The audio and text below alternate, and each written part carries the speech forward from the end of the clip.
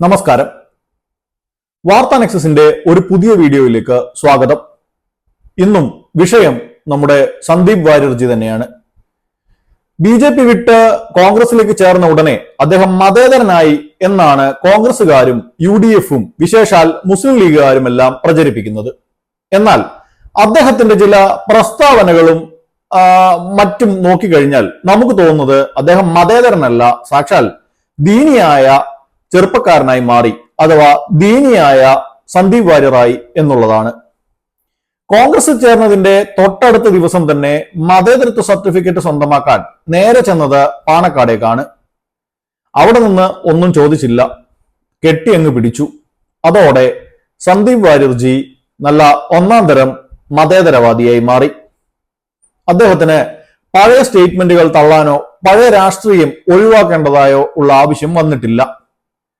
എന്തായാലും പാണക്കാടേക്ക് പോകുന്നതിന് മുമ്പ് റിപ്പോർട്ടർ ചാനലിലെ അരുൺ കുമാർ അദ്ദേഹത്തോട് ചോദിക്കുന്നുണ്ട്, ബി.ജെ.പി. വിട്ട് കോൺഗ്രസിലേക്ക് വരുമ്പോൾ താങ്കൾക്ക് ഏതെങ്കിലും രീതിയിലുള്ള ഒരു വിഷമമുണ്ടായോ എന്ന്.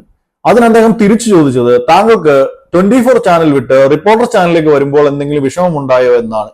അതായത് 24 ചാനൽ വിട്ട് റിപ്പോർട്ടർ ചാനലിൽ ജോയിൻ ചെയ്യുന്നത്ര ലാഘവത്തോടെയാണ് സന്ദീപ് വാര്യർജി സാക്ഷാൽ ബി.ജെ.പി. വിട്ട് കോൺഗ്രസിലേക്ക് വന്നതെന്നർത്ഥം.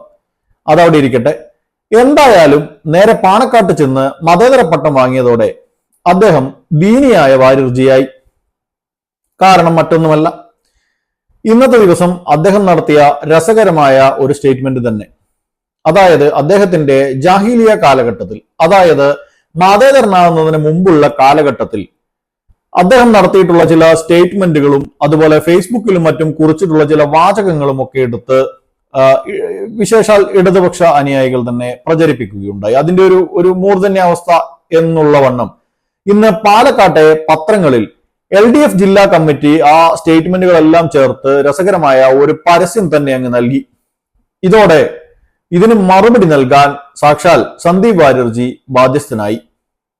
അദ്ദേഹം പറഞ്ഞത് മറ്റൊന്നുമല്ല, സാക്ഷാൽ ഖലീഫ ഉമറിന്റെ കഥ.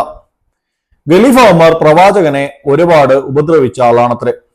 അദ്ദേഹം ഇസ്ലാമിലേക്ക് വന്നപ്പോൾ അദ്ദേഹത്തെ എല്ലാം മറന്ന് ആശ്ലേഷിക്കുകയാണ് അവർ ചെയ്തത്. അതായത് തന്റെ ജാഹിലിയ കാലഘട്ടത്തിലെ തെറ്റുകളെല്ലാം പുറത്ത് മാപ്പാക്കി അദ്ദേഹം ദീനിന്റെ വഴിയിലേക്ക് വന്നു എന്നാവണം. അതിന് തൊട്ടു പിറകെയായി മറ്റൊരു വിവാദം കൂടി സോഷ്യൽ മീഡിയയിലൊക്കെ ഇങ്ങനെ വന്നുകൊണ്ടിരിക്കുകയാണ്.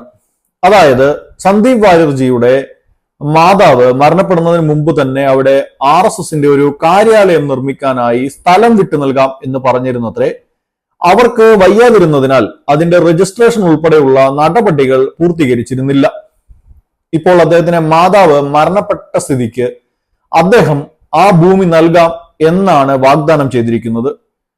കൂടെ ഈ കോർപ്പറേറ്റ് കമ്പനികളുടെ പരസ്യത്തിലൊക്കെ കാണുന്നത് പോലെ ഒരു സ്റ്റാർ മാർക്ക് ഇട്ടിട്ട് അടിയിൽ ചെറിയൊരു കുറിപ്പൊക്കെ ഉണ്ട്. അതായത് 1 വർഷത്തിനുള്ളിൽ ഈ സ്ഥലം RSS ഏറ്റെടുത്തില്ലെങ്കിൽ ഞാനത് മറ്റാർക്കെങ്കിലും കൊടുക്കുമെന്നൊക്കെ പറഞ്ഞിട്ടുണ്ട്. അതവിടെ ഇരിക്കട്ടെ. എന്തായാലും വാര്യർജി അത് ചെയ്യാൻ തയ്യാറായിരിക്കുകയാണ്.